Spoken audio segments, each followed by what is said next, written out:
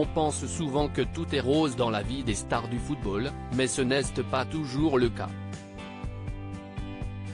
Si la célébrité, l'argent et la gloire peuvent être au rendez-vous, pour certains, ce mode de vie peut parfois avoir des conséquences terribles.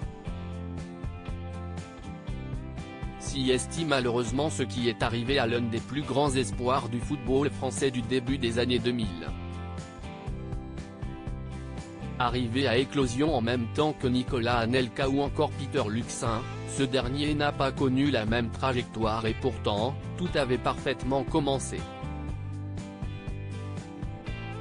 Passé par le RC Lens, il atterrit à l'Olympique de Marseille où il ne reste qu'un an avant d'être transféré au Paris Saint-Germain. Cet homme, c'est Stéphane Dalma, 44 ans aujourd'hui, retraité des terrains de football et qui a connu une véritable déchéance après sa carrière.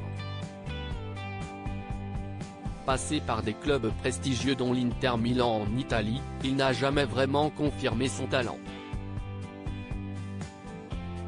Aujourd'hui installé à Lens, il évoque cette année 2012, celle de sa retraite, qui a été un tournant décisif.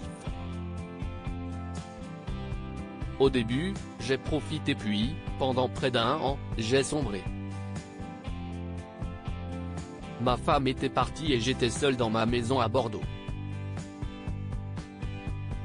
J'ai cogité, j'ai fait n'importe quoi avec des idées noires. Je ne m'aimais pas. Alors, j'ai commencé à boire tout seul, raconte-t-il dans une interview accordée aux Parisiens. Je finis sur un poteau. Je suis resté 6 jours dans le coma et j'ai fait 2 arrêts cardiaques. Les choses tournent très vite mal pour Stéphane Dalma, comme il le raconte, assez vite. Mon quotidien, c'était réveil, champagne toute la journée pour me saouler et dodo. J'étais tout en bas. Un cercle vicieux qui a failli lui coûter la vie en 2017.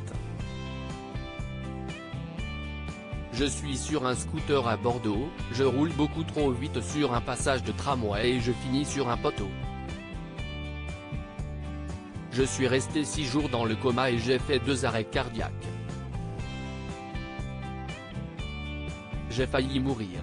Quand je me suis réveillé, j'étais défiguré et intubé de partout, se souvient-il.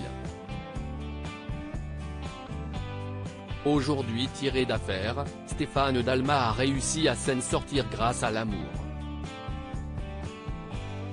Le déclic, c'est quand j'ai retrouvé mon premier amour que j'avais connu à Lens.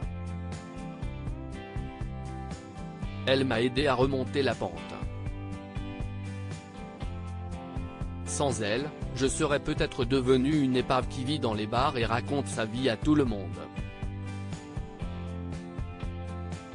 Je lui dois tant, raconte-t-il joliment. L'interview de Stéphane Dalma est à retrouver en intégralité sur le site du Parisien.